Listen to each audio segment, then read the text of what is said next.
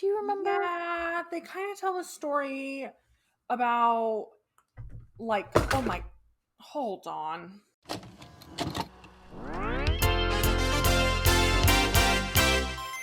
Get home from school, turn on my TV. Who are these friends staring right back at me? Now that we're older, why don't you come over and go back in time with me? 90s babies nostalgia.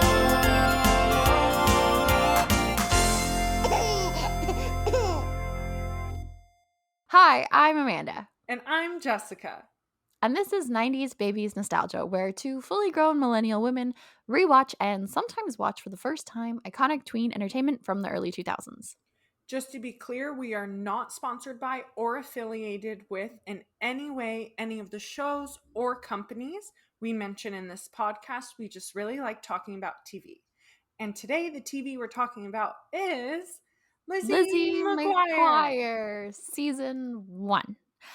We covered the first 7 episodes in our other Lizzie McGuire episode. If you haven't listened to it, I suggest you go back and do so. We talk about the cast and the characters and the setting and all of that as well. Today we'll be focusing on episodes 10 through 31, but not all of them, just the standout highlight episodes in that chunk of the season. Yeah. And we're going to start with episode 10, which I is do, I don't. yes. So for this, in a weird social studies class assignment, the students are all paired up into these marriages and they have to spend the week married, kind of, and at the end present about their marriage, and they're given occupations at random as well. They just like draw it, and the best couple, however the hell you judge that, gets the best grade, wins or something like that. It's very weird. It's very old school. I didn't like it as a concept. No.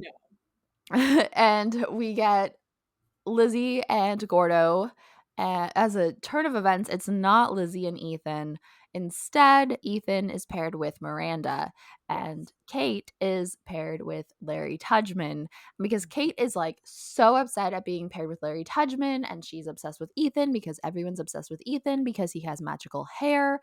They are Lizzie overhears them at meeting in secret at the Digital Bean, conspiring to leave Larry and Miranda and run away together, essentially, despite this being a social studies experiment. Um, Essentially. yeah, Run away but together in front of the class at the presentation. yeah, it's really less about running away together and more about humiliating people. And this is 100% Kate's idea because Ethan does not want to hurt anyone. Ethan does not have a bad bone in his body. He's just dumb.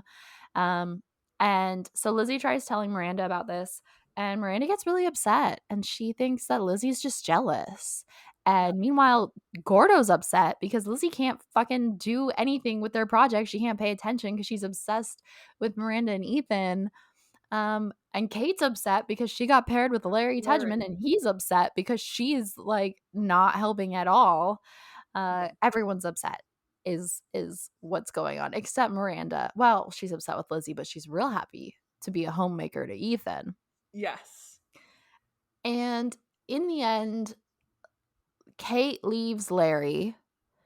Miranda realizes Lizzie was looking out for her, leaves Ethan, and Ethan goes, I thought I was getting 2 wives, but instead I got none.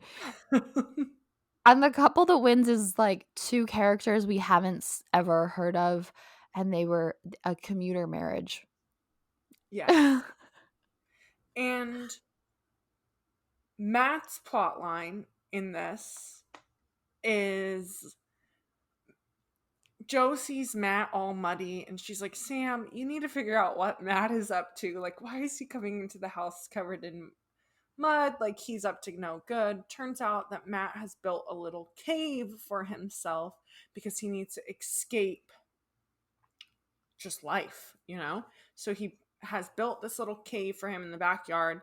And instead of deterring Matt from that Sam kind of like makes the cave his own little hideout as well, and it becomes their like little escape from reality together. It's a literal man cave. Yes. That's what it is.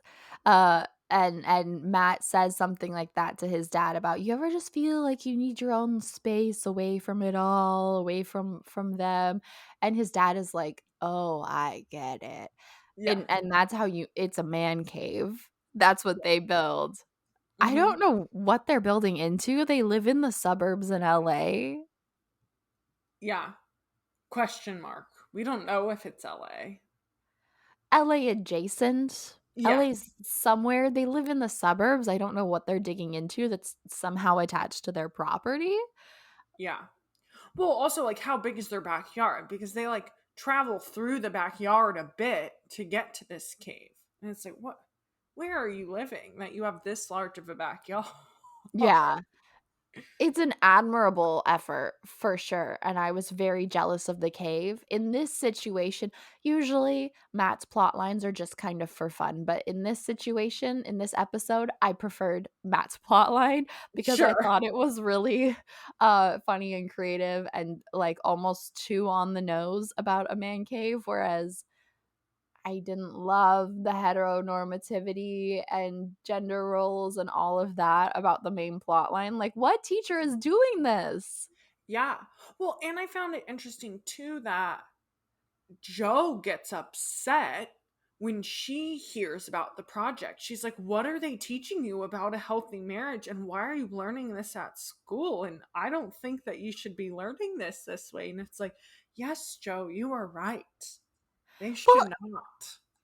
what is the point? They just go, "Oh, you two are married. You're a sanitation man. You're a lawyer. Come to me with a presentation about your lives together." And they come up with like how they make money and how they put the kids through school and all of that. Why is this a project? Yeah, it almost feels like because you also see this on TV when people have the like flower babies or fake baby projects. And I'm like, no one actually has that project in real life, or at least I never actually had that project in real life. It feels like that, except like even more not teaching you anything. I also never had that one. Yeah. Yeah. Um, It's something I feel like this is just something you see on TV, but it's like there's no flower baby or fake marriage projects in real life. but I can agree that this is more pointless than a flower baby. A flower baby is supposed to teach you responsibility. There's a point to it. This felt like when I was in 5th grade, we had a project where my teacher said you have I don't remember if it was a million or $100,000. Figure out how you're going to spend it. Like it was like a little economics lesson for 5th Yeah. graders. This felt like that, but a little more grown up, but also, like, kinda messed up or, like, very messed up, and I wasn't Yeah. really but the one thing I liked was that Ethan was with Miranda because he's usually with Lizzie, and I feel bad for Miranda because she likes him too. Yeah. And I think they had to have at least one plot line where Ethan is with Miranda, right? So we get that in this episode. Yeah, Also this in like, this the only episode one. and throughout the series, the more I watch it, the more I realize that like Matt gives me hardcore middle child energy, even though he's the youngest sibling, because all these like shenanigans he gets to, his need to escape, things like that just really feels like troubled middle child. I could see it. I could see it, yeah. He's just chaotic regardless, you know? Sure. That's his purpose. Um, I kinda relate to him in some ways. I mean, I wasn't digging caves in my backyard, but as the younger child of, like okay, but I was the younger child of, like, a more, like I don't wanna say problematic, but, like, dramatic, older sibling. So then Yeah. I was doing stuff for I craved attention in a similar way, but Yeah, I guess just Lizzie doesn't tradition have I guess mm, just traditionally you see youngest siblings as the ones who are babied more, who the parents pay a little bit more attention to. And then the older child tends to be like a little more independent when there's only two. So I just find this interesting that it is just Lizzie and Matt, but like the parents don't really baby Matt. They don't really treat him like a traditional younger child. He really behaves like a middle child, just getting into chaos, messing things up, not knowing how he feels. Lizzie might disagree with you on them not babying Matt, but Sure. yeah, fair point. Fair point. He is chaotic middle child energy. Yes. Speaking of chaotic energy, episode 11 I is like this called episode. Bad Girl McGuire, and my one sentence synopsis for this, which I might have stolen off of Disney Plus, I don't remember, is Lizzie gets detention for the first time and makes a new friend there, which leads her down a path of being a bad girl. Yeah. Lizzie's in class with Angel. Angel puts gum in her hair. They get into a little like debacle, which then causes the teacher to do a pop quiz because they were distracting the class. So then the teacher's like, all right, pop quiz. And Angel forces Lizzie to let her cheat. And that's how they end up in detention. And it's Lizzie's first time in detention, and she and Miranda and Gordo are all fully freaking out that Yes. she's gonna get like murdered. Fair though, because the scene from the detention hall is absolute chaos. This is a little more even Stevens. This is very much like not a tradition, like not what real detention looks like, you know? It's a No, little more dramatic for comedic effect. totally, totally. And then Lizzie decides, like, you know what? I'm not going to get along with this girl. I know I'm not going to, so I'm just going to, instead of Fake it. fighting her, I'm just going to lean in. And then that's kind of how they end up connecting and becoming friends. I use that loosely because they weren't really ever friends. And then Angel kind of pushes Lizzie outside her comfort zone, wants her to go to a high school party with her, which makes Lizzie extremely uncomfortable. And Gordo and Miranda hold a Intervention. yes, an intervention for Yep. Lizzie about how she was a good girl and now she's a bad girl and she needs to come back They to the way she fully used to be. Gordo produce films and directs and edits a full video about Lizzie's life and how she used to be a good girl and now she's a bad girl, with Miranda acting as Lizzie and Gordo acting as their dad, and I think Miranda also acted as Joe, their mom. Yeah, I think so. Uh, just top notch, guys. Yeah. Also, I found out, fun little fact, is this is one of the only episodes that we see photos of Hilary Duff from when she was a child. So, like the photos that Gordo includes in his documentary, um, of like Lizzie growing up and being a good girl, a lot of them are actual like childhood photos of Hilary Duff. Oh, that's super cool. Yeah, yeah, I thought so. I was like, oh, it's kind of fun that they included that. Hmm. But the documentary works. The intervention, I guess. I don't know why we're calling it a documentary. It's kind of both. The intervention works, and Lizzie speaks out against Angel and is like, nope, like, not gonna let you cheat off me. I'm not going to a high school party. Like, this is not who I am. Matt's storyline in this episode is that he's upset that his friends have no rules and that he has rules. So Joe's like, fine, if you come home by curfew on time every night, then you won't have a bedtime.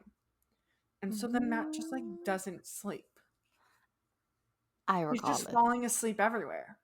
Yeah, because he stays up all night because he's like, I don't have to go to bed. I should just stay up all the time. But then he's like falling asleep in his cereal, falling asleep in class, missing the bus because he's falling asleep. Yeah. To the point that the school calls and is like, we want to talk about Matt's home life. We think there may be something going on at home. Oh, I just think it's hilarious. Did you ever fall asleep in class? Oh, yeah, all the time. Did you ever get called out for it? Um, in high school, I don't remember, even though I know I fell asleep a lot, but I feel like I was smart in terms of I did it in classes where I didn't sit in the front or on days where I know, like, we were doing an activity or like watching a movie or, watching a film or something. So I did it on days that were like less important with teachers who didn't care. But in middle school, I got put on a different prescription than the one that I currently take because I don't know why I don't know. They always try to put me on this prescription. And ever since this middle school experience, I'm like, please do not make me take that medicine ever again. And so I have to take my meds 3 times a day. So I would always take a pill at lunch. Well, this specific med made me so tired that there's nothing I could do. I fell asleep. Like I could not control it. I would fall asleep. So I had science class after lunch and I fell asleep in science class every single day to a point that my science teacher called home. And then my mom explained the situation. And then she was like, okay, I'll just let Jess sleep in my class. Because my mom's like, we're trying to work out her meds. Like, we may go back to the old ones, but like, there's really nothing we can do about it. And teacher's like, okay. I was just concerned. Did you Yeah. fall asleep? Oh, yeah. Yeah. But just okay, asterisk to your story. As a former teacher, you know when the kid in the back of the class is sleeping. Oh, You can yeah. see everyone in the class. Yes, sure. Um, I don't remember high school as much. I definitely nodded off. I did a lot of like the nod where you like Sure. your head falls really sharp and then you wake up. I was really tired and depressed in high school and I barely slept all of sophomore and junior year. I slept for like 3 hours most days. Sometimes took another nap for another 3 hours after school. So I was also I had 7 a.m. AP calculus, which was Yeah. really rude of just everyone involved in that decision. Yep. But I remember even one time in band when I was playing my saxophone, I was actively playing and I nodded off a little bit. Oh, wow. And I didn't miss a note. Uh, but in middle school, I have one specific memory where I think I probably stayed up late working on a project. And the next day in history class, like it was really warm in the classroom and I just couldn't stay awake. And I hadn't been doing the nodding off thing. And then I think I like actually I don't think I full on slept, but I was tired enough that my teacher was like, Amanda, do you need to go lie down in the nurse's office? And I was like, no, I'm sorry. Oh I my respect gosh. you as a I person. would have Please been don't like, hold this against yes. me. Yes, I would love to go lie down in the nurse's office. Thank you. I didn't feel like it was, I felt like I was breaking a rule. I didn't have a prescription. I didn't have a medical reason. I just didn't sleep Sure. enough the night before. Sure. But also, like, you shouldn't have to have a reason. We shouldn't be forcing kids to go to school at any time before 10 a.m. There's a lot of scientific studies done on that. So I'm not going to get into it. But yeah, like, we shouldn't be forcing kids of that age to go to school. Like, of course they're falling asleep. So you had a medical reason and I had school. I always did it for like school reasons. I wasn't gonna just like stay awake on a school night like Matt did. That shit's for the weekend. Yeah. Bruh. Yeah, he's like dancing, jamming out, watching movies. I left pulling all-nighters when I was his age on the weekend. Sure. Yes. Not That's on when a you school do night. it. And I liked seeing Bad Girl Lizzie, and that's probably we've talked about this episode enough. Well, we've talked about ourselves enough. Yeah. Yeah, I liked your nose ring. Oh, we can end it on that. Mm-hmm. Do you want to go? Yeah. Episode 12. potentially the most iconic, well-known episode, I would say. Definitely in the Memorable. top 2, yeah. Yeah. Between a rock and a bra place. Um, this episode is about Lizzie and Miranda wanting a bra. Yeah. Miranda and Lizzie are like, we're 13, we should be able to have one. Other people in our grade have one. Like, it's our time. Let's convince your mom to drop us off at the mall so we can go bra shopping. But then Joe likes to involve herself in everything. And so Lizzie's like, we have to lie to her and tell her it's not bra shopping because she'll want to join. They say that it's for school supplies, but Joe's not buying it because she asks questions like, oh, what project? What school supplies do you need? And they don't have answers to any of her questions. Well, and then Gordo comes over because Joe invited Gordo, because if Lizzie and Miranda need school supplies, then Gordo must need school supplies. Yes, yes. Um, and Lizzie goes into the most iconic scene, I think, of season 1, where she goes on her whole, I want a bra. I want a bra. And Joe gets so excited, takes them bra shopping. Lizzie ends up throwing a fit, a typical teenager fit, and is like, I want to do this on my own. I don't want you there. So Joe goes to the food court. They realize they have no idea what they're doing. They do not understand bra sizes. They don't even know where to begin to look. So they go to the food court to apologize to Joe. She ends up apologizing to them for overstepping, and they're like, no, no, no. Actually, can you please come help us? Like, we were wrong. Yeah. It's such a good episode. And while they're there, they see Kate and Claire, who are also bra shopping, known bra wearers as they are, and Mhm. Claire's mom is there.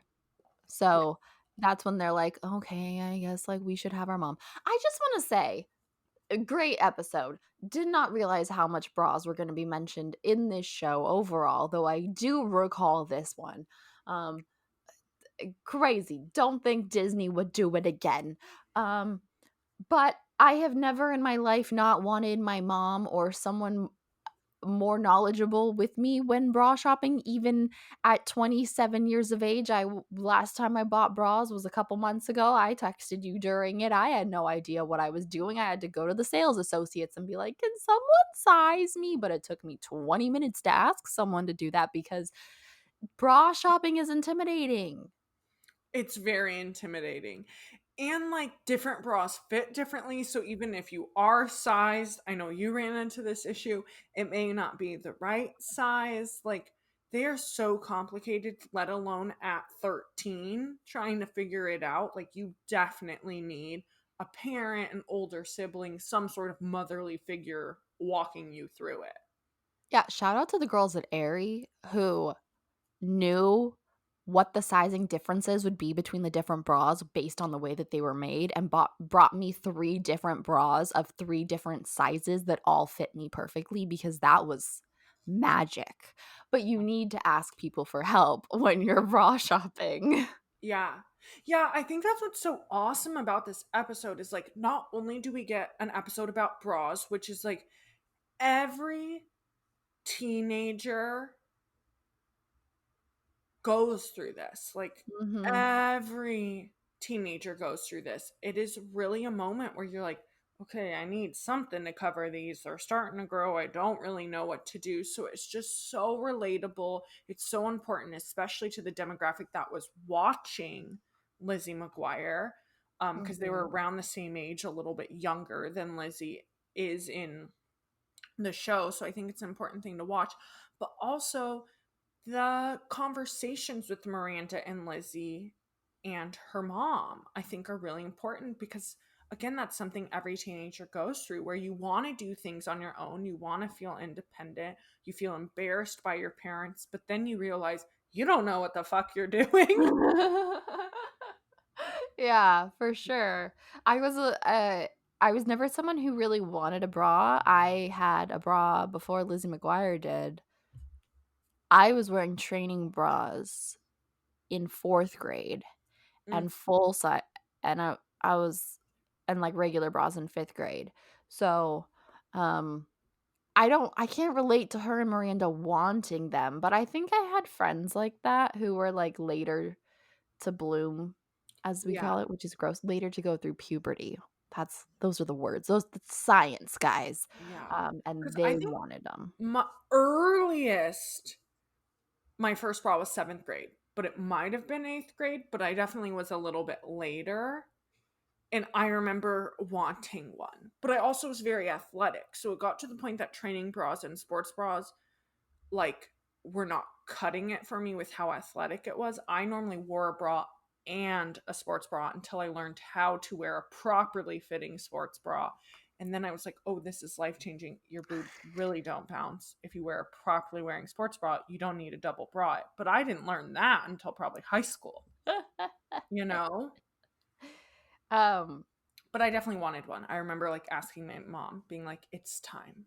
I was athletic in middle school, but I knew the benefits of a proper sports bra. I never doubled. Oh, yeah, I doubled. And then once I started running track, I was like, oh, okay, this is not going to fly. This is why you need someone to help you with your bra. But I Yeah. don't like we're taking lots of time and we should on this episode, but I also don't want to ignore Matt's plot line because I think this is like a really great episode for both of them. I think Matt's is funny. So while both of the girls are off buying their bras, Oh, Gordo's yeah. like, I'm gonna stay home or hang out with Matt and like do guy stuff because this is way too much girl talk for me. He's appalled. And it turns out, I guess, Bruce Lee he's doing this No, audition for a Jet Li? sidekick. Huh? Jet Li? Oh, was it Jet Li? I thought it was Bruce Lee. I'm pretty sure it's Jet Li. Okay, well, I'm pretty sure you're correct. So we'll say he's auditioning to be Jet Li's sidekick. Okay. Um, Apologies. But regardless, so he's deciding to do this. His dad wants to help, and he's like, "We're gonna write a really impassioned essay," and Yeah. Matt's like, "No." And Gordo, being the director that he is like, "We have a really great opportunity here, guys," and they direct and record this whole little martial arts video, and Sam feels like he can't help, so he leaves, and then they come to say that they can't do it without him, but he brings a specialist to help to like do his part. Uh and there's this cute little joke about who is that guy? How do you know him or something like that? And um he is David Carradine, who is the actor who plays Sam, Robert Carradine's half brother, who was in the like old westerns and martial arts. I think the kung fu show. I think it was just called Kung Fu was his like big thing, right? Yep. Yep. Um, and I feel the need to point out that cameo because this is one of those examples where this show is written for both audiences that are watching it because a lot of people just think of the children that you are entertaining, but Sure. Harry Minsky, the creator, clearly is also thinking about the parents who are watching this with their kids because I knew as a kid, I didn't know who the Carradines were. I did not know what he was famous for, but my parents went, I know who that guy is. Yeah. And they explained that he was his brother to me. So I've always remembered that plot line. Yeah, and they put it like mid-season, which makes sense because, it's season 1, it's getting traction, more and more people are watching it, it's doing really well. Let's throw in this episode that has a great lesson, is relatable, and that the parents can enjoy and the kids can enjoy. It kind of hits all All the brackets. marks, yeah. Mhm. Mhm. I think Matt gets it too. Yeah, Oh, he yeah, gets and Sam is accepted. shocked. Sam is shocked, and then he like I don't remember if it's a letter or a phone call, but he kind of like either he dismisses it. He like doesn't tell Matt. He's like because the whole point was that he and Joe thought this would be a good idea for Matt to keep him busy, and he had no chance of getting it. Yes. Yeah, it's a Uh, phone call, and I think he was like, "Oh gosh." he just like hangs up. Yep. walks away. Yeah. Uh, fantastic episode. The next one that we want to talk about is episode 16, Obsession. I okay. I really liked this one as well. So in this one, Gordo becomes obsessed with beating Larry Tudgman at a science marathon, which is interesting. There's Yeah. like a The few different events. Science Olympics. Right. There's something, is there an egg dropping? Is that one of the things? Yes, there's like an egg A dropping. paper plane Yep. thing. And then the final competition is that they have to ride bikes or tricycles and see who's the slowest. Yeah, the slow bicycle race. Yeah. And I guess Larry always wins. And so Gordo becomes hyper focused. He's not sleeping, he's Mhm. hardly eating. This is his life. He has to win. Mhm. Um, and at the same time, Lizzie becomes obsessed with saving the planet because Yes. she is an eco queen. Yes. And Matt becomes obsessed with the power that he's given from being a hall monitor. That's true. I forgot about that. Matt becomes a good boy and gives out too many detentions and tries to give detentions to his Yeah. own family, and they have to be like, Yeah, I was going to say that he was obsessed with being a hall monitor, but like he's not really obsessed with being a hall monitor. He's obsessed with the power that came oh, with being a hall monitor. just went straight to his head. Okay, so I like this episode for Lizzie because I'm getting more into environmentalism, and it felt like fresh and ahead of its time. Yeah, I agree. It felt really ahead of its time because like vegetarianism is brought up in this episode. Mhm. Recycling, saving water, the dolphins and turtles. Yes. And not just recycling, but how to properly recycle things too was brought up briefly. So I found it very, I was like, what? This episode came out in what, 2001, 2002? It's like, this feels very, very ahead of its time. She starts wearing like burlap because it's the only sustainable fabric or something like that. Yeah. I don't Which know I if don't know burlap about is a that. sustainable fabric, so don't call me out on that. But Yeah. some of those things we were learning at that age, like recycling, I recall my second grade teacher teaching me how to take the plastic out of the tissue box and then unfold the cardboard box so that you could separate them correctly. And I still to this Oh. day do that. And it pisses me off when people do not do that. Um, but I always read because I think people don't realize here's a lesson for everyone who wants to recycle out there. If you just flip your thing upside down, turn it around where the little recycle icon is, it will tell you what you need to do to Mhm. properly recycle said item. So like a lot of the packaging that you get, I'm gonna say from Amazon, even though I personally try not to shop from there, We but both do. from like Mhm. any like place that's shipping you items. Online shopping. Online shopping, there we go, that's better. It's like the large air bubbles instead of bubble wrap, it's like the big large ones. To recycle that, they're all totally recyclable, you just have to pop it. And I feel Mhm. like so many people don't, because I see them in our recycling bin in my apartment complex all the time with the cardboard box not folded down and with those things just tossed in their hole. And I'm like, how long does it take you? 2 seconds. Just pop them. Some some states and some cities can't recycle that material.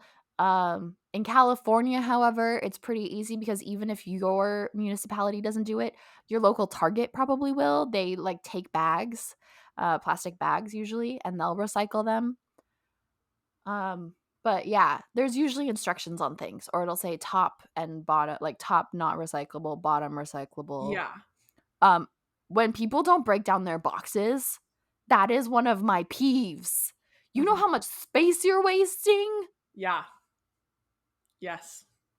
And also just people not recycling correctly. You can tell we are both from California because this was part of our education, and like we have one bin, but we used to have to separate the things. California is pretty progressive for the US in terms of recycling. Not as progressive as the other countries I've lived in, I have to say. Yeah, I think yeah, we try, but I don't necessarily think we do enough. But I think Disney was doing a lot by airing this episode when they did. Yeah, I was like, okay, so at the end of this episode, Matt doesn't get to be hall monitor anymore, and Gordo and Lizzie both get burnt out on doing too much. Miranda's like upset with both of them because calm the fuck down, guys. Um, and they do both calm down. Gordo loses the race. A spoiler, because well, if you don't listen to this podcast, if you don't want spoilers, but Yeah, I was like, he, this entire podcast is spoilers. like he loses the race because he falls asleep on his bike, and Yeah. then Lizzie like completely burns out and is like, okay guys, I'll calm down. But I wasn't sure that I wanted Lizzie to calm down. I was like, yes, be an Oh. eco queen, because she gets burnt out on I can't save everyone, and her parents are like, just do what you can. But like, also, if we don't turn shit around in the next 5 years, we're all gonna die, and Miami's going to be entirely underwater by the end of the century, people. I'm not arguing any of this. Agree with it I just all. I just listened to an 11-hour audiobook about that was specifically about Miami being underwater in a Oh my century and all gosh. of the different elements of that. Anyway, it's great. It's called Disposable City. Highly recommend it. Uh, so this was a fun episode. It was a fun episode. It was good. And I think besides it being a fun episode because Gordo gets a plot line, which happens but doesn't always, it happens towards the end of the season a little bit more, but it doesn't happen all the time. Mhm. It's a little more evenly split. Like I would say Matt, Gordo's and Lizzie's plot lines are a little bit more evenly split. So it's a little bit of a different format than what we normally get, and it has a really good message. Way ahead of its time. One of the best split for sure. I think Gordo gets fewer plot lines later on, but Yep. All right. but episode 19, Gordo and the girl, is all about Gordo's plot lines, kind of. It's really about Lizzie and how she feels about his plot lines, but Yeah, I was like, it's more about like Lizzie and Miranda, but we can say it's about Gordo. Um, Gordo is out on a date at the Digital Bean with Brooke Baker, and Miranda and Lizzie catch him there. He's like, I don't know. He lies to them and says he's doing something. I don't remember what. Something with the family, maybe a family event, shopping with his dad. I don't know. something They like that. catch him there and they're about to interrupt, but then Gordo leans in for a kiss, and they are like really upset that Gordo has lied to them about this. Very upset. And then they don't bring anything up to Gordo, and this continues. Gordo ditches Lizzie during science class, leaving her to dissect an octopus on her own. Miranda and Lizzie really are like, we don't think that. Brooke is the right girl for Gordo. You also see inner Lizzie, the animated Lizzie, toying with Mhm. like, do I like Gordo? Maybe I do, which is very cute and fun. Yeah, we've had hints of Gordo maybe liking Lizzie. We haven't had as much about Lizzie maybe liking Gordo Yes. until this episode. Um, I don't think you said it, but Gordo's girlfriend is played by Kyla Pratt. No, didn't say it. Okay, so of note, Gordo's girlfriend is played by Kyla Pratt, who is Penny from the Proud Family. And even though she was the voice of an animated series, it was before Disney had a lot of animated series. So if you watch like their old like Disney Circle of Life video and stuff like that, she is usually one of the kids singing along, and she was like part of the Disney Channel family, which is cute. Oh, yeah, I didn't know that. That is cute. Um Yeah, I liked that Gordo had a girlfriend. Okay, Miranda and Lizzie are totally in the wrong in this episode. Can we be clear? Like, Gordo wanted some freaking peace. That's why he didn't tell them. And then as soon as he told them, they were so judgmental, not just of the girlfriend, but they were like, Gordo is someone's boyfriend? Yeah, Ew. yeah. Like, I guess I don't agree with them fully being wrong in the terms of if this is your best friend, he shouldn't have felt the need to lie to them. However, based on their reaction, it completely justifies why he felt the need to lie to them. And then it they was a take white it to the lie. next level when they interrupt. So they overhear that Brooke's going out on a date. They still are really questioning Brooke and are like, is she dating someone else? Like, let's sneak on the date to see who it is. Miranda dresses as a boy. I'm putting that in quotes because what does that mean? Um, Miranda dresses as a boy. So her and Lizzie are out on a date, crashing Brooke's date. Of course, Gordo is there with her because Brooke is not cheating. This is middle school. They end up ruining the date, crashing into the waiter, causing a commotion. And they really don't get in trouble for it. They don't get reprimanded. And then Gordo ends up coming back and being like, I ended up breaking up with Brooke. And you're like, Gordo, you were not mad at them quite as much as you should have been.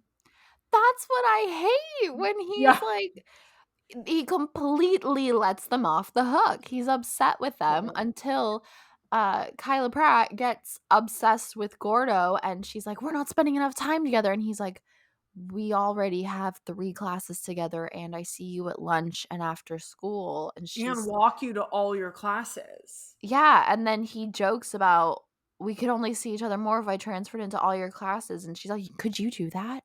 And so it's only after she becomes obsessed and he breaks up with her for that reason, he goes back to Miranda and Lizzie and he's like, "No, it's fine, guys."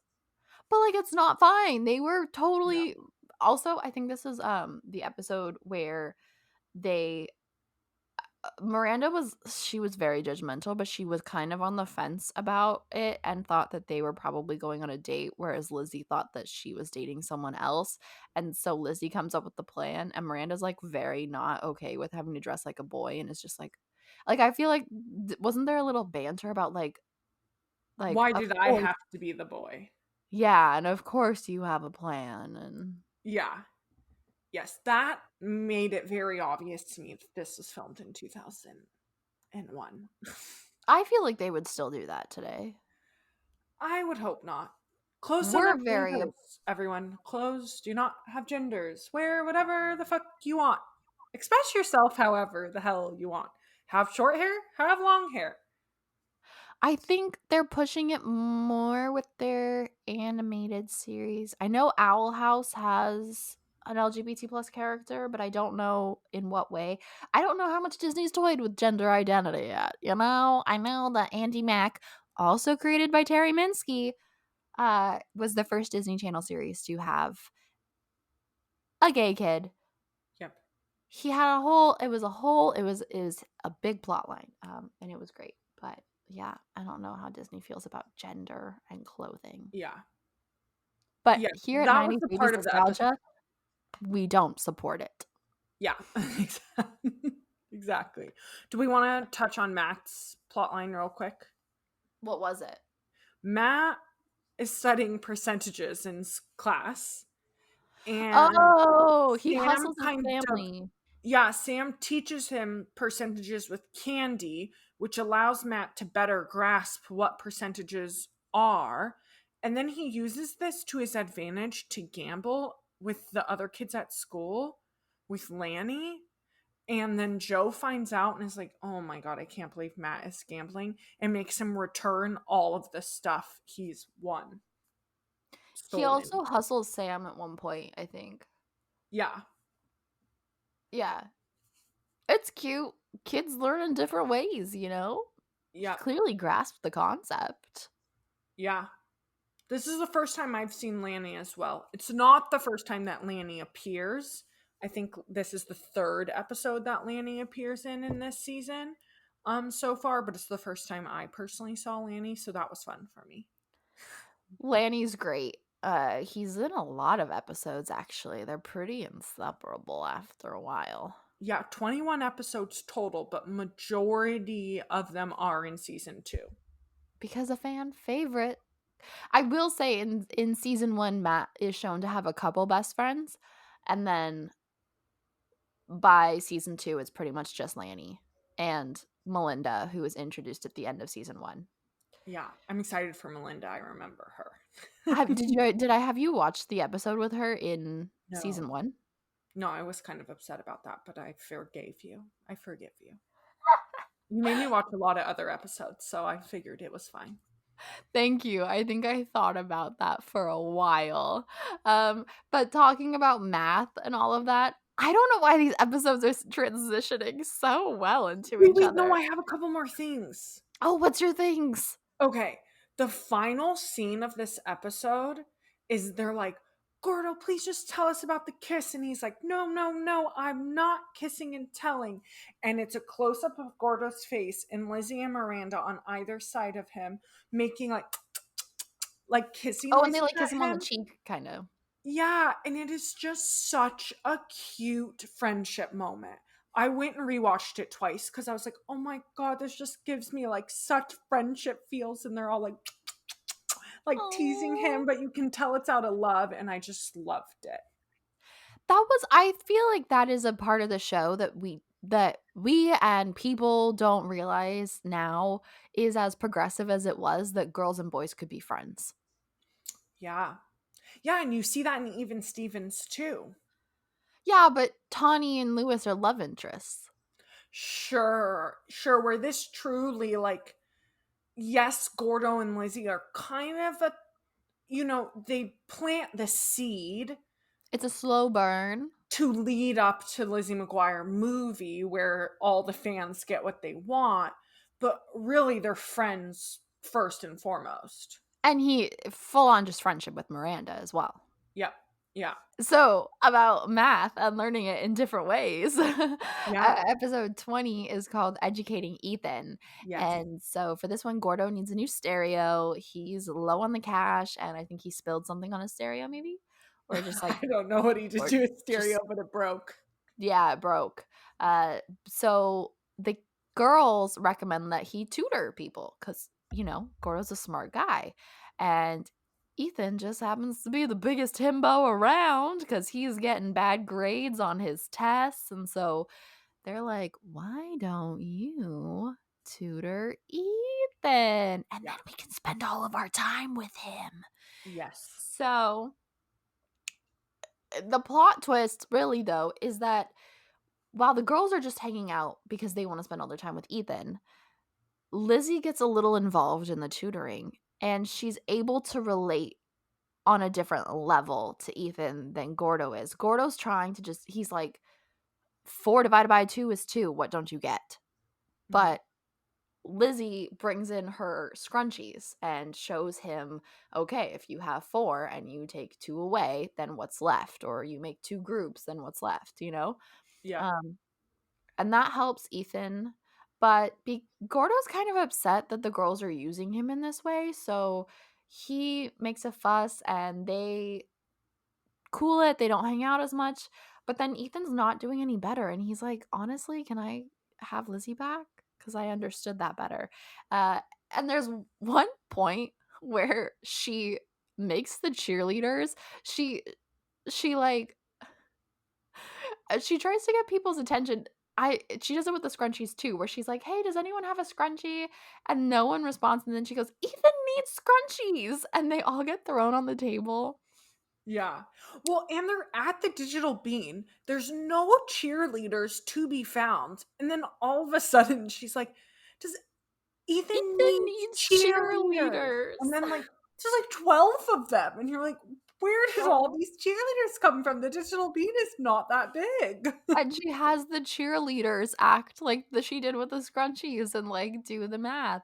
And Ethan does do better from this. Yeah, he ends up getting a 72, which still disappoints Lizzie, but hey, that's a C. It's average. Yeah. Which is much better than he was doing before. It's a passing grade and he's Yeah. stoked about that. I also think this episode gives us the smart lesson of just because you are good at something does not mean that you are good at teaching something. Yes. The ability 100%. to teach something doesn't automatically happen because you are good at said thing. Yes. I'd say there's 2 really good important lessons. One is that just because you can do doesn't mean you can teach, Yep. despite that often used phrase of those who can't do teach. Yep. Uh, um, and the other lesson being that no one is unteachable. People learn in different ways, Yep. and that's okay. Yep. And it's normal. Do you know what Matt's doing? Because I don't. Yeah, this is the episode where Matt becomes Matt Man and Oscar becomes the Incredible Oscar. Oh, And they decide to right. go around this town, the suburb, fighting crime, except they're not fighting any crime. They are causing Chaos. chaos. I was going to say wrecking havoc. They're causing chaos. They are wreaking They're, havoc. yeah, they are. Also, who's Oscar? I like Lanny better. I did not like Oscar. I was like, who's Oscar? I don't remember him. I'm not a fan. And then we get him in another episode. And I was like, whoa, I was over Oscar. Like, I did not need more of him. I thought he was cute. He's just not Lanny. He's not Lanny. It doesn't have the same impact. They do a cute thing with Oscar later where it's kind of shown that Oscar, Lanny, and Matt are all friends. Oh, cute. Okay. I'm But excited to see that. I will say I don't think Oscar comes back in season 2. Okay. That's fair. I think most people agreed with you. But Yeah. yeah, they're running around wreaking havoc, and Joe gets complaints from the neighbors. So then they got to keep it in the house. And then they're like, I don't even know. They're like fighting crime in the house, and it's really just destroying the house. And she's like, no, you guys got to cut this shit out. Yeah. You need to find a new activity. We see this throughout the entire series of Lizzie McGuire. The way that, but in this episode, I particularly made a note, which is why I want to talk about it. It's Uh-huh. very iconic to Lizzie McGuire, the way that they do the phone when they're talking on the phone and the little bubble screens pop up, and then like it will be the three of them, and then Gordo will hang up, and then it Oh, will they just be slide Miranda in and and out of Lizzie. frame. Yeah, and then you'll see like Lizzie hang up first, and it'll be like Miranda for a second, and then she'll hang up and disappear. Like the way that they show them on the phone having a phone conversation, I think is just it dates the show, but in a great way.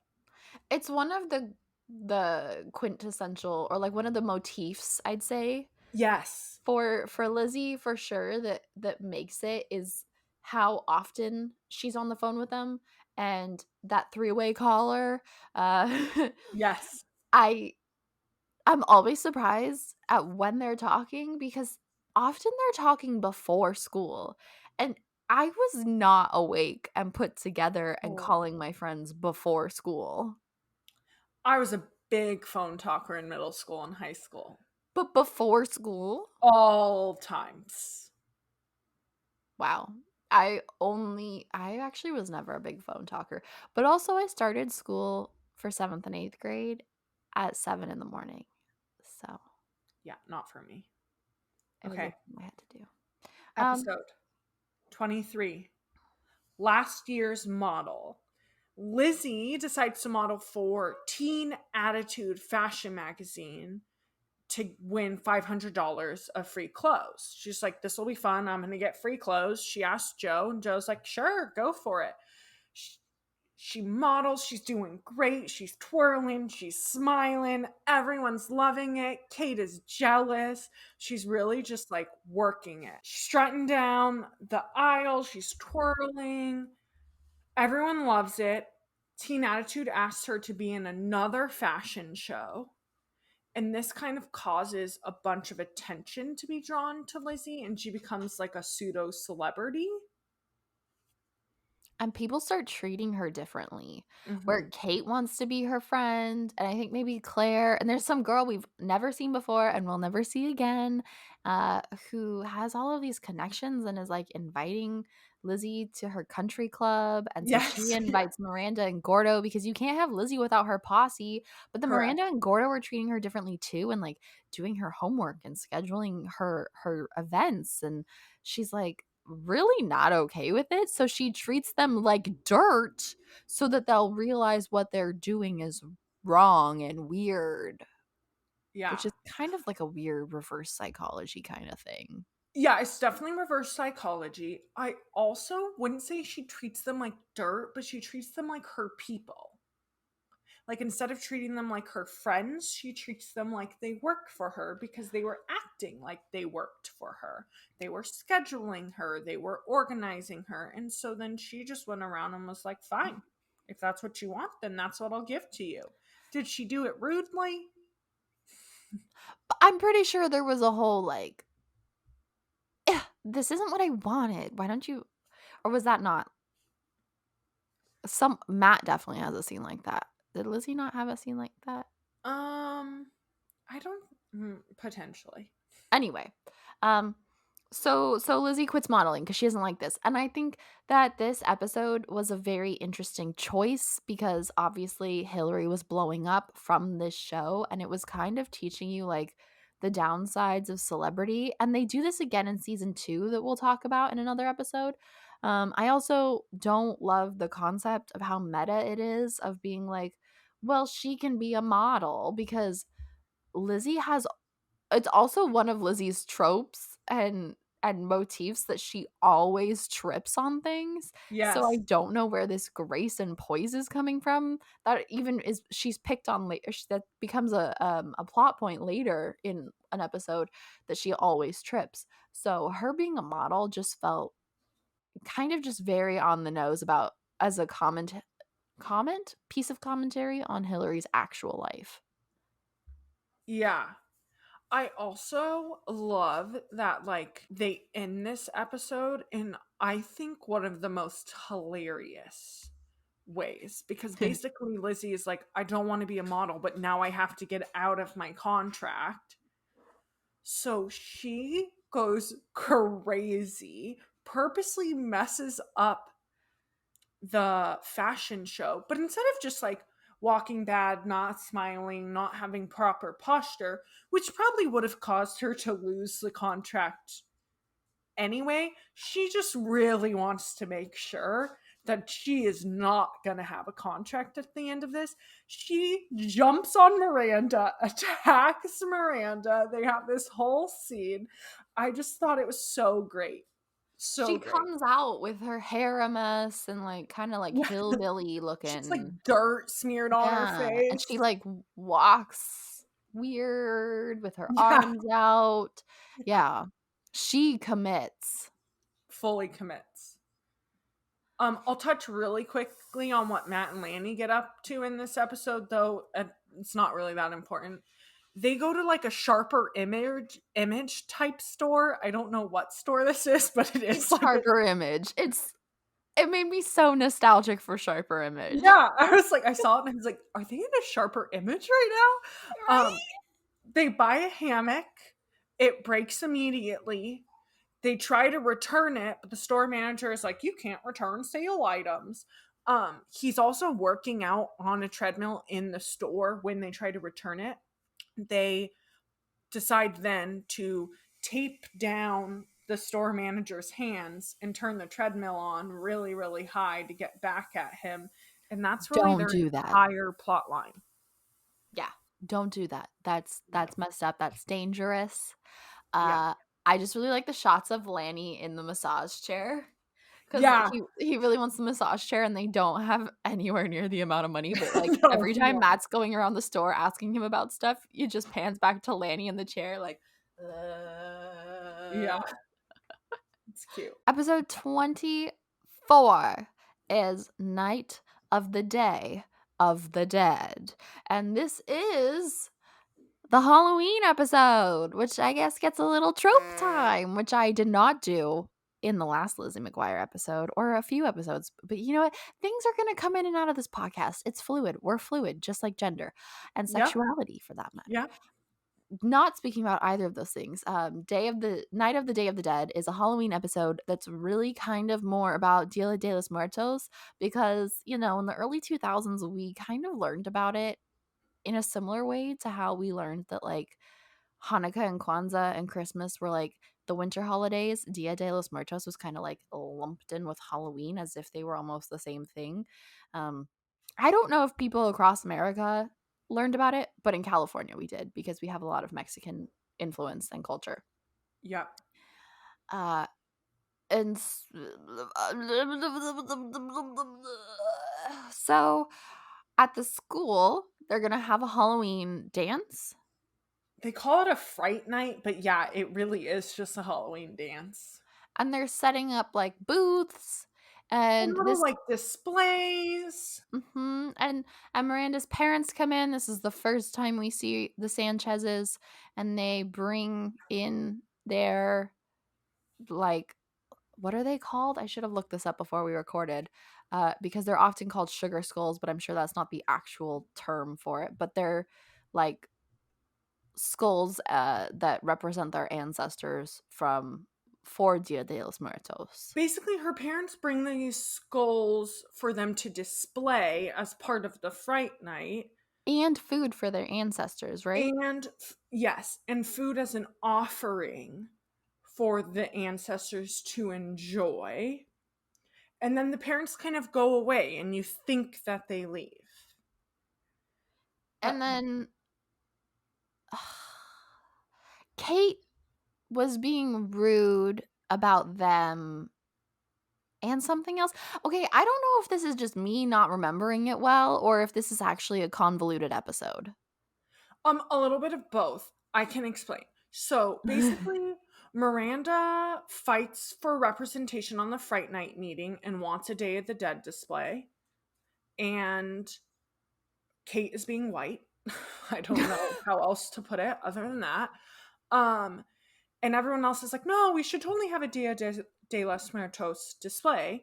And so Miranda's parents bring in the skeletons and food for the display, and Kate kind of throws it off into a corner.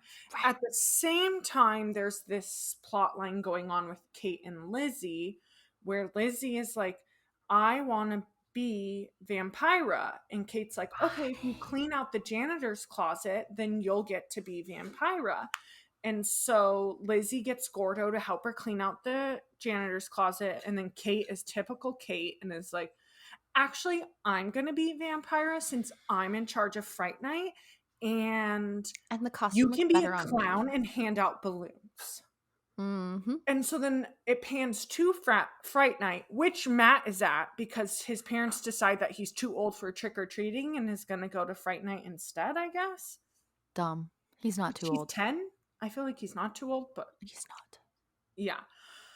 Matt eats the tamale that was meant to be an offering, and it causes the spirits to awake. We see the bride and groom skeleton, so the actual display skeletons disappear, but then we start to see flashes of the skeletons life-sized in the doorway of the gym, walking down the hall, in the closet. All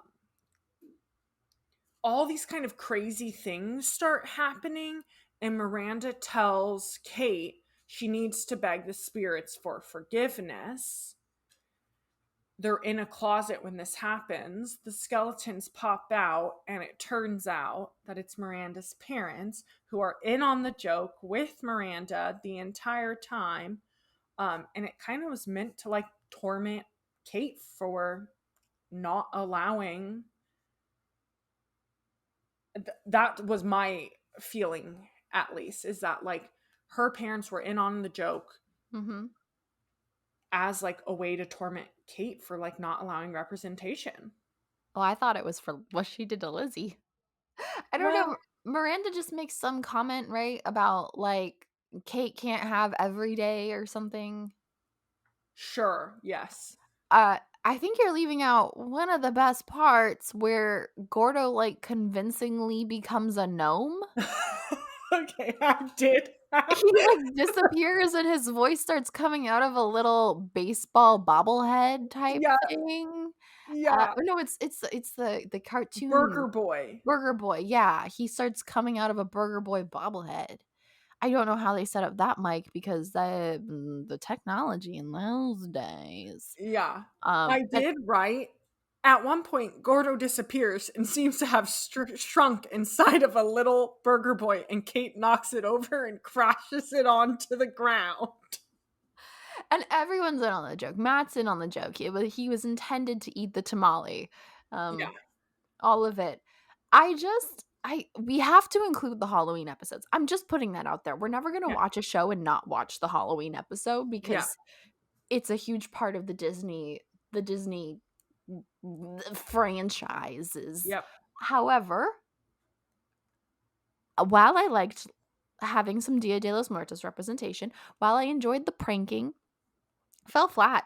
And I don't know if that's just because the Even Stevens one was so kooky and out there, or if it just kind of like, I didn't feel like much Here's happened. my thing. If you were gonna give us a Dia de los Muertos episode, then give us that. Yeah. But they gave us a Dia de los Muertos episode disguised as a Halloween episode. And I think that's where it fell flat. They needed to just give us that or give us a Halloween episode. But what they were trying to do, I just don't think worked. First of all, culturally inaccurate and Yes. inappropriate. Second of all, pretty convoluted because, like, I could not keep track of everything Yeah, going yeah, on. yeah.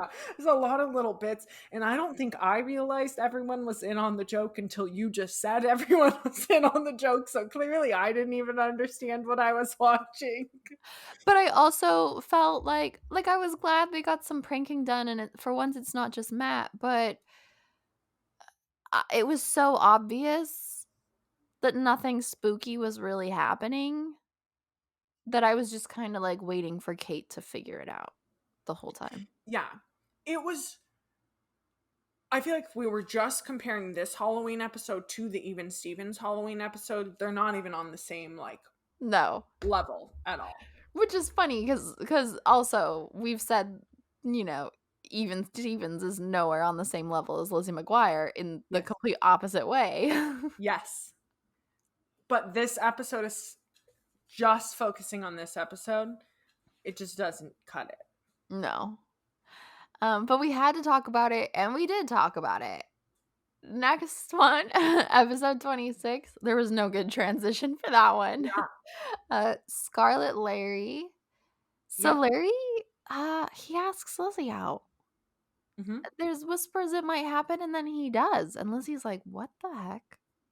What do I do? And she freaks out.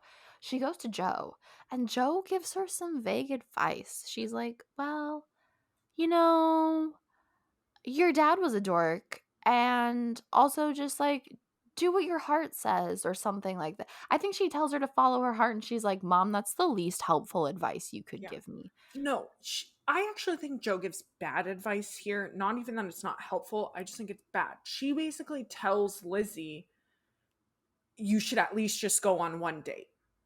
Doesn't She matter if does. you think he's dorky. Doesn't matter if you're not really into him. You should just go out on one date, give it a chance, which I Yeah. don't agree with. I get the point of give everyone a chance, but you should give everyone a chance in your life. You shouldn't give everyone a romantic chance. Yes. And just because someone asks you out, to anyone listening who's struggling with this question, you don't have to go out with people just because they ask you out. You very much are not obligated to them in any way whatsoever. Correct. Um, Larry steps up though. He takes a shower. He has a weekend shirt. And Um, yes. can we even say he's kind of cute? Oh my god, he's so cute. He's so cute. He looks good. Yeah, he does his hair, and Yeah. they even make a joke where Lizzie's like, "Oh, you got a new shirt," and he's like, "This is my weekend shirt." Yeah. Uh, Yeah. and they go to the science museum, and they have a really good time. Yeah. And so Lizzie's, like, kind of into it and thinks her mom's advice was good. So Larry shows up, they have a really good time. And Lizzie's like okay with this, like this turned out to be a good experience, but like one and done. And then she goes to school, and while she's still trying to figure out her feelings about all of this, Larry's telling everyone that they're dating and she's Mhm. his girlfriend. Girlfriend. Mm-hmm. Yeah. And this is so totally not cool, guys. No. And Lizzie knows it. And Lizzie tells him, no. But she, like, first has to devise this weird plan, right? She devises the plan, but she doesn't follow through with it. I thought she did. Oh, does she? I don't remember her following through with it. Because she devised this plan where she was going to fake date him and then fake break up with him. But then I think she decided that was too, or I guess really break up with him. But then I think she decided that was too mean because what she actually does is like pull Larry aside and is like, hey, this is just not going to work out because we don't have enough common interests, Mm. which is fair. They have a very mature relation or mature breakup where she says, Yes. we don't have enough things in common. And he goes, yeah, I should date girls that are into science. And she goes, I should date guys that are into, and then you see her little like animated me be like, "And I'll be into something." Yeah. uh yeah, you need a hobby. Yep. And Matt and Sam clean out the garage, except they don't really clean out the garage. Maybe it's the shed that they're cleaning out actually. And they find his old soapbox racer. And then they like do up the soapbox racer and then they race it. Right. And then Sam gets really hurt and they completely crash it, and Joe's like, oh well. She didn't like it in the first place and wanted them to throw it out. Yep. And then I think she brings up, okay, but when are you going to clean out the shed? Yeah. Because that's the thing I asked you to do in the first place, and you didn't get very far. Yeah, and Gordo gets involved in that too, I think, like fixing it up. Fixing it up, yeah. I like when we see Gordo and Matt and Sam. Yeah, I do like it. It's Did cute. you have the episode where Matt almost adopts Gordo as his older brother? Or is that season 2? Or did I No. just not? Okay. Well, anyway. Anyway, I liked Scarlet Larry as an episode. I really think they just don't care much about Tudgman's character. They throw him around. He can do anything and everything and nothing. Do you know what I mean? Yeah, he doesn't have like a consistent plot line. You don't really know a lot about him. Like, what is his backstory? Who are his parents? Why is he the way he is? We don't really know that much about him at all, except that if He's they a nerd. need a character, they're like, oh, we have this guy on the cast. Let's just write the lines for him. But he's a rival, but he's like gross, but he's harmless, but But he's nerdy, but then he can be conniving at times. his reality is a little See? diluted. Yeah. At the end of this episode, though, as soon as they break up, he goes, "Is Miranda seeing anyone?" And he is shown to still have a crush on her later in the series. Oh, interesting. Episode 28. This is a fun one. Lizzie and Kate's excellent adventure. Lizzie's sick and misses school, and Miranda and Gordo get paired together for a social studies project. Choose each other as a pair. Yes, they choose each other as partners.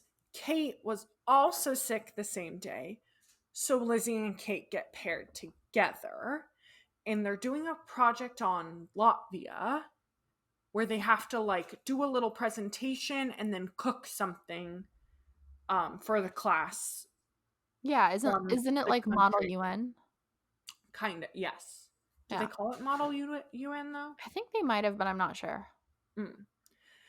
And we really see Kate and Lizzie work past their differences and see moments of them bonding and why they used to be friends, and that they can get along when all the other pressures of being a middle schooler and being a teenage girl are taken away and it's just the two of them. They Yeah, are able to be friends. They are able to get along. And it's really cute. yeah. They I I wish that the show went in on Kate and Lizzie more.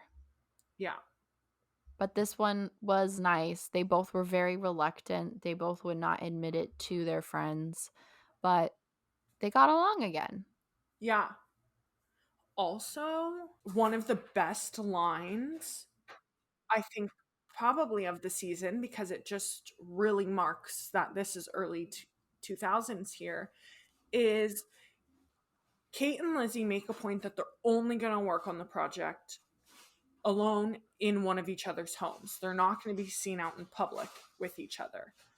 And then they end up at the digital bean, and someone makes a comment about it, and Kate goes, "Well, the digital bean has DSL." And I was like, this is real, because dial up sucks. And if you were trying to Mhm. research something, you were going anywhere, to a library, to a coffee shop, if they had DSL, I because had DSL. it was 100% worth it. So I just found that line so real. I was like, oh, yeah.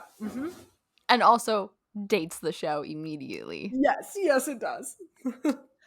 Do we know what Matt was doing? I cannot keep um, this plotline I straight. have Matt believes he can predict the future. Do you remember him predicting the future? I do. I think this is one with Oscar. That was his friend, right? Hmm. That you didn't like? Yep, Oscar is back in this episode again. Matt believes he can predict the future.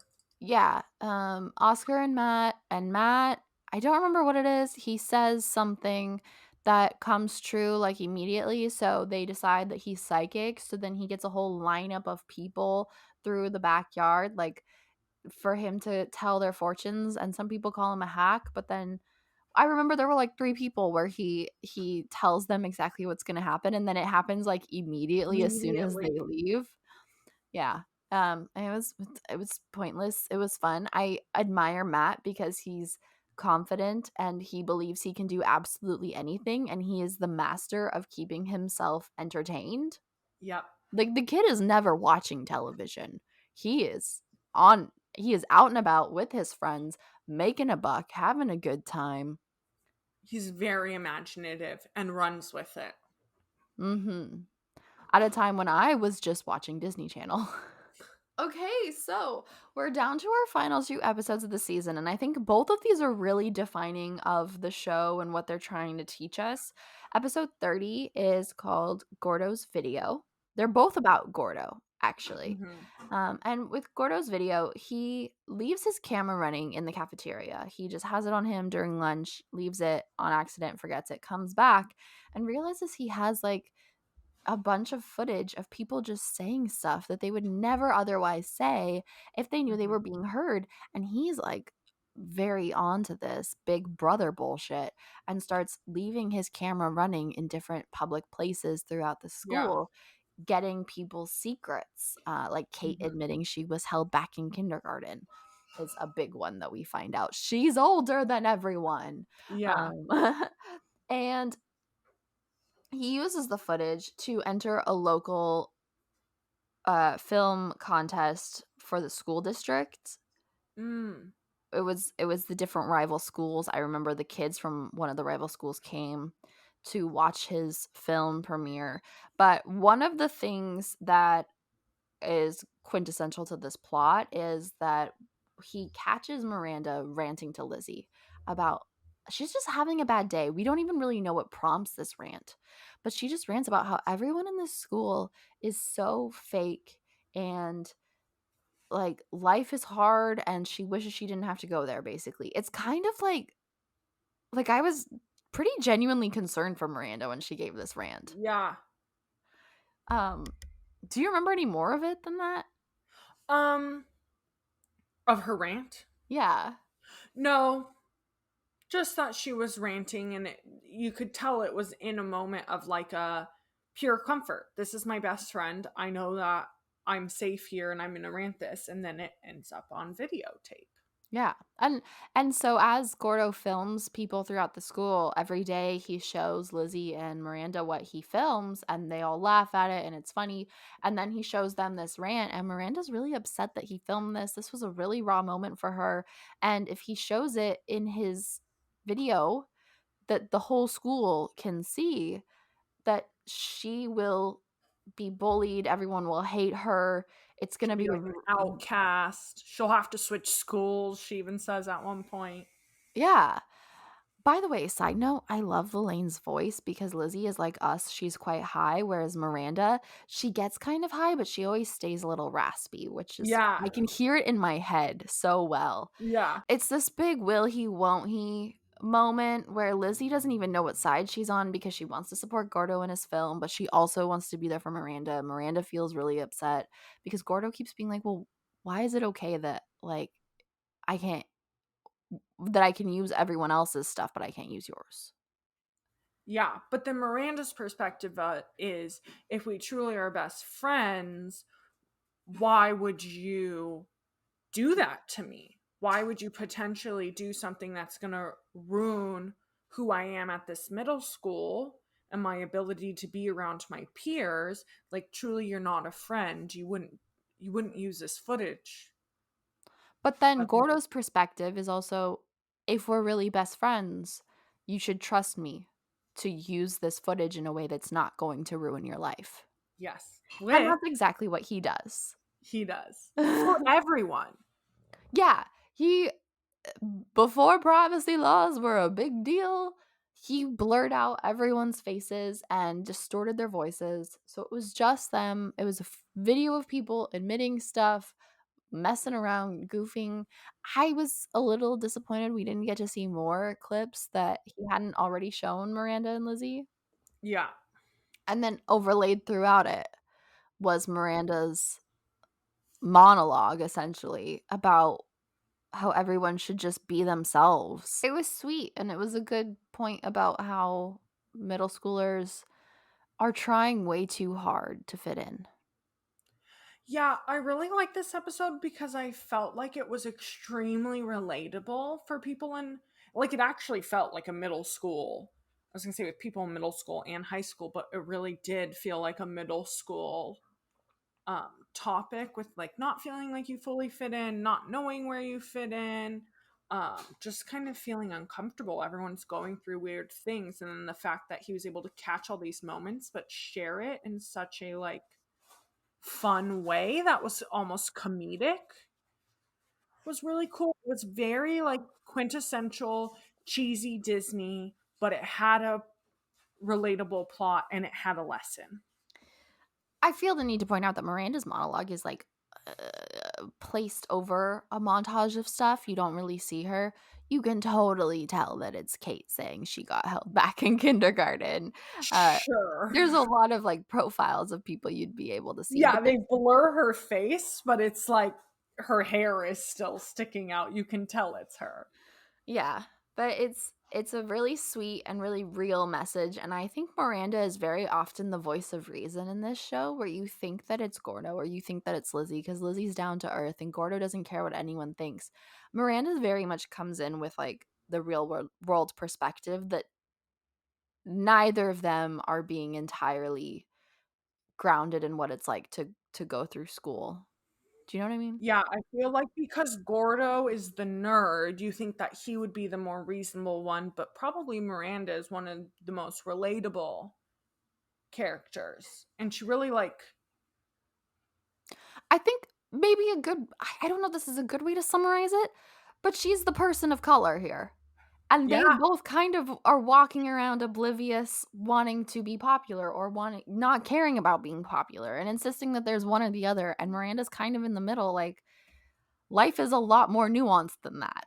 yeah, totally. Meanwhile, we have the opposite going on with Matt, who decides he wants to be a stuntman. And it's chaotic. And at one point, he's like, hey, Dad, can you hit me with a car? And Sam actually considers it. And Joe is like, what the fuck are you even thinking? Is this the one where they build the Velcro wall? I don't remember Velcro wall. What I do remember is near the end of the episode, they build this giant obstacle course in the backyard, which really connects back to the previous episode where Matt dug a cave. How big is this backyard? This is nowhere in LA. I live in LA. People don't have backyards this size. No. So they build an entire obstacle course. Sam somehow ends up on the obstacle course instead of Matt, and it's hilarious. There's like a close up of his face, and he's like, "Whoa!" And he's like, "Oh, I think he's on a skateboard, like going down the ramp and like crashing through things." And I was dying. I always admire when people in TV create obstacle courses because I could never. You know how much work went into that? You know how hard it was, just all the mechanics? Yeah, No. I it's can't even nuts. do dominoes right. Also, like, there's huge pieces. I'm like, where were you guys getting this wood? And so, like, you Yeah. guys were using power tools to build this. How much money did you spend on this? Yeah, exactly. But with that Exactly. backyard, they clearly have money. Yeah. Um, I the Velcro wall is definitely in season 1, so no, I'm disappointed that you didn't see it because it's also one of the things I remember from my childhood, so I just wanna give it a shout out. Okay. Right now, speaking of building random stuff, I don't know why they do it in one episode, but there is definitely an episode where Matt's plotline involves them building this giant, like, inflatable Velcro wall, and then Matt puts on a suit of the other kind of Velcro, and he jumps and attaches, and at one point, Lizzie's like at the end of the episode, she comes and she's, like, decompressing from everything, and she puts it on and jumps on it, and she has a lot of fun, and I think maybe the wall falls on Sam or something, but Oh, cute. Okay. It also sounds vaguely familiar. Like I yeah. have seen that episode before. Okay, are we good? We ready to move on to Yeah. our last episode? Final episode. Gordo's bar mitzvah. Before we summarize Gordo's bar mitzvah, this is the first time I give Jessica episodes. I give you episodes and I give you optional episodes, and you've always watched all of them. And this one was not listed as optional. And yet she text messaged me and you said, "Do I absolutely have to watch episode 31? How important is it?" And I just have to ask why. What do you have against Gordo's bar mitzvah? Okay, I don't have anything about Gordo's bar mitzvah. However, I had like 7 episodes to watch that I wanted to finish in one day. So in the afternoon, I watched 4. And then Chris and I ate edibles. And the edibles kicked in midway into me watching the final 3 episodes, which is why I have very vivid memories of Sam going through this obstacle course because I was very high and I was like, this is fucking crazy and hilarious. And I just I couldn't watch Gordo's Bar Mitzvah. I was way too high. I was like, I cannot do it. Like, I physically will not remember anything. I cannot pay attention. I can barely keep my eyes open. People who do edibles know this experience happens. Amanda has had similar experience. I don't do edibles. And so I just could not do it. So then I texted who I thought was you, which turns out to be a different Amanda, which then in the Oh, morning she texted me a question mark. And I was like, wrong Amanda. but So it's then I okay because she texted knows about the you, podcast. huh? But she knows about the podcast. Yeah, she does. Um, and then I texted you, and when you told me, yes, it was important for me to watch this episode. So I did. Okay. So could you tell us about it? Yeah, And thank you. Gordo is struggling with growing up and becoming a man, and this is all kind of stemmed because Ethan gets a dirt bike, and Because in that's his how his family celebrates becoming a man.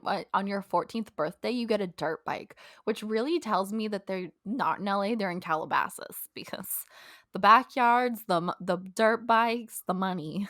yeah, yes, definitely, I would agree with that. Um, they probably are in Calabasas. I didn't even think of that as a possibility. Um, yeah, so this is like somehow connected to Ethan getting a dirt bike. And so Gordo really starts thinking about what it is to become a man, what that means. He starts interviewing other men in his life, asking like what to them defined the moment that they became a man. And his parents had offered for him to have a bar mitzvah when he turned 13. However, he opted out of it because he didn't feel ready. And his parents were like, well, if you still want to have one, you can have one. And so then he decides, okay, I'm ready. I think I'm ready to take this next step in my life. I'm ready to become a man. Mhm. And he has his bar mitzvah. I really liked, he films all of these different people and asks them, "When did you become a man? When did you know you became a man?" Yeah. I don't remember why we get to see this if he just shows it to his friends and family maybe, but he does interviews with his father, I think, um, and or a rabbi. He has Sam in there. He has a a local, like, Native American Yeah. person, Yeah. and a couple other people that we've never seen, and there's stories about catching fish and girls and jobs and different, like, everyone has a different story and a different age. A lot of them say, like, somewhere between 13 and 18, I think. Yep. But it shows how manhood, whatever that may be to you, can't really be defined in society. It's a personal journey, and to that extent, I'd say in a more inclusive way now, adulthood is a personal journey. Yeah. And I also think it rightfully kind of touches on the points that, like, bar and bat mitzvahs and quinceañeras are these wonderful cultural celebrations that obviously people should continue. Part of the reason I have a job. So I want people to keep having them. But that it doesn't necessarily have to be that for you. You know? Like, Yeah, it doesn't really mean, it means whatever you make it mean, really. yeah. Yeah, because I don't want to say it doesn't mean anything, because I think these are really big events that you have to prep and prepare for, and they do mean something. But the pressure of saying this is going to bring me into adulthood is a lot. And I think it really kind of touches on that, which is quite cool. What I really like about this episode is it's trying to get a point the cro or to get across the point. Sorry, words just failed me for a second. It's trying to get across the point and the idea of manhood and what it is and how it can be flawed, even in the subplot. It's a very cohesive episode because with Matt and Sam, on the other hand, we have Matt is acting up and pissing off the neighbors like always. And when he does so, Sam says boys will be boys, which is one of my least favorite expressions everywhere or any of all time, because that just means that you expect less of boys. Yep. And when he says that, Joe is very unimpressed, and she goes, "You know what? I'm done. I'm off duty. Uh huh. You're the parent Yep. in I'm in not this being mom house." anymore. Yep. And for the next few days, we see Matt continue to act out because Sam does not know how to punish him. He over punishes him, where Matt is like a little bit late to breakfast, and so he has to clean the entire house. He never grounds him. He just like, sorry, this is a loud motor. He never grounds him. He makes him clean. He makes him do all kinds of, Yeah. like, he overcompensates because he doesn't know what he's doing. And He's lost. yeah, and it's a sort of comment on gender roles. And I like the cohesiveness of this episode, and I also kind of like, so I recently watched a documentary called The Orange Years on Hulu, and it's about the start of Nickelodeon in the 80s and 90s and how there wasn't really a channel for children at the time, and they never tried to speak down to children, all of that stuff. And some of the first filmed live action shows that weren't reality shows on Nickelodeon were Clarissa Explains It All and The Secret Life of Andy something, like, and those were female led. And at the time, the woman leading Nickelodeon was kind of questioned for it, and she said, you know, everyone was saying boys won't watch female led shows. Mm. But her, I thought, was it's not that boys don't like shows starring girls. It's that boys, like girls, are unimpressed with the low quality content we're creating that are led by girls. Mm. Um, and this is an episode primarily focusing on boys' issues. It's all about what it means to be a man in Yeah. a female led show. Yep. That was my rant. I had to talk about it. No, Oh, I no. also, I made you watch this because I needed to rant a little bit about Sam being kind of sexist, kind of messed up. Yep. No, and I think that I get why they aired this episode last. I think it really preps them for season 2.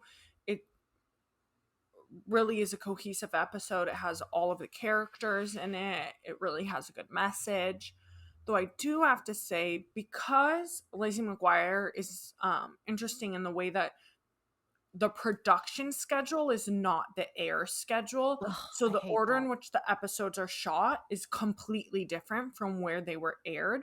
So the last episode that they shot production schedule wise was Lizzie and Kate's Excellent Adventure, which I think makes sense that they thought of putting that as a final episode and then chose, okay, let's mix up the order a little bit.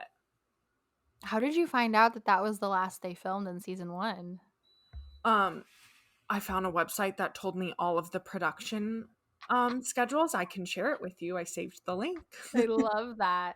It's a common thing, especially on Disney and these shows that pump out a lot of episodes that they film a lot of episodes simultaneously. I know that Glee did it and they talk about I've heard interviews with like Amber Riley and Kevin McHale and Jenna Ushkowitz who were all sort of side characters and they were asked, how did you keep track of all the plot lines because Glee is so much, and they were like, well, we were just kind of in the background singing songs. You should ask Leah Michelle that. But yeah, it's a common thing on these shows that are pumping out episodes where they're filming them out of order and back to back and stuff. But I don't like it when it creates lack of continuity, but I don't think it did in this case, but it does in season 2. Oh, interesting. Okay. I don't think it creates lack of continuity, but like what I said in last episode, where I clearly knew watching episode 4, I was like, there's something weird about this one. And it was the first episode shot, Yeah. which would technically be the pilot, even though it wasn't the first aired. And I could tell. So I think there are times that you can definitely tell that it's not shot the way that it's aired because things aren't completely like linear. Yeah. Yeah, episode 4, they look younger is one of the big giveaways. Yeah.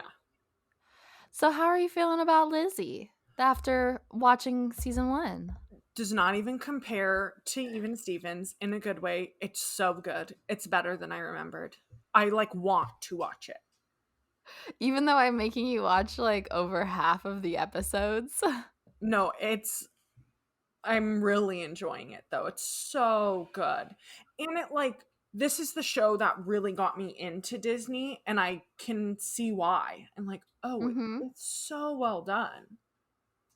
Yeah, like I said, I didn't expect it to be this good. I really thought that it wasn't gonna live up to the hype, even Yeah. though I've seen it and I loved it as a kid.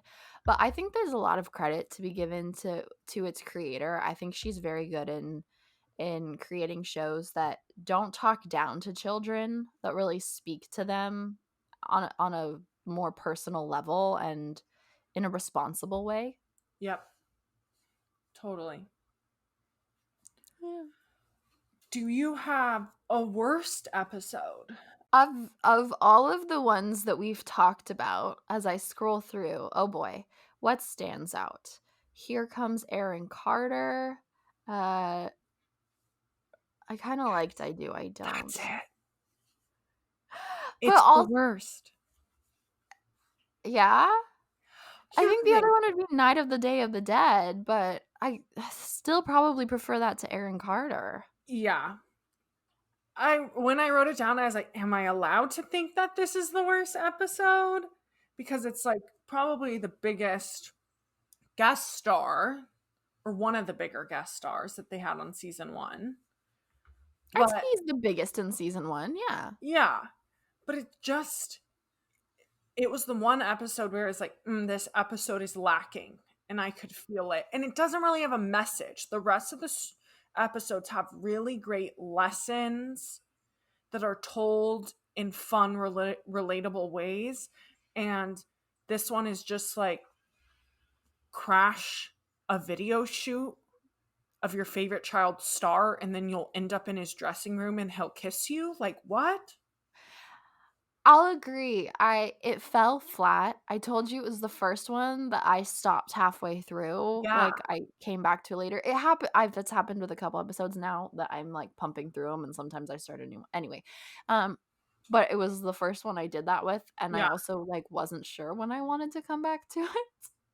Uh, and there's no message, and I don't like that. And I will say there is a big guest star in season 2, similar to the Aaron Carter one, that I didn't remember happening. And Oh, even that episode has a moral and feels like a Lizzie McGuire episode, whereas the okay. Aaron Carter one just feels too surreal, and Yeah. it feels more Disney but less Lizzie. I agree. So do we agree that's the worst? It's the worst. Okay. Best, I'm torn because I think a lot of these are really They're good. so good. Yes. So the ones that like stuck out to me when I was just like, okay, I'm just gonna jot down the ones that I think are the best are Between a Rock and a Bra Place, Lizzie and Kate's Excellent Adventure, or Gordo's Video. Those are all really, really great episodes. But you don't want to shout out Picture Day, which was listed as the best of the whole series. I just can't get over the fact that they like come out of the pictures screaming in terror. It just felt too unrealistic. I really liked When Moms Attack, where the Oh camping yeah, trip with the that is a mom. really good episode. Yeah. Yeah. I really liked When Moms Attack. I mean, there's so many good episodes, like you said. I Do, I Don't, and Jack of All Trades were both really good. Mm-hmm. Between a Rock and a Bra Place is Iconic. one of, if not the most quintessential Lizzie if you're only going to watch one episode of Lizzie McGuire, this is the episode that you watch. I really like Obsession, but that's more for a personal reason, so I guess I can let it go. Yeah. I I think, don't know. yeah. Do we pick a best? So one of my instincts is Lizzie and Kate's Excellent Adventure, because I remember being really touched by this episode when I watched it. However, I can't remember very much of it now. Mm. I really, really liked it. And I think that it really shows that that does happen. Friends do grow apart. Sometimes they don't know why. Because I think in that episode, Lizzie and Kate touch on for a moment, like, oh, what happened to exactly make us stop sharing these moments? And they both kind of couldn't figure out why. So I think it's realistic that this happens. Like, people actively become not friends, but in private moments where it's just the two of them, they can still share positive, fun, silly things together.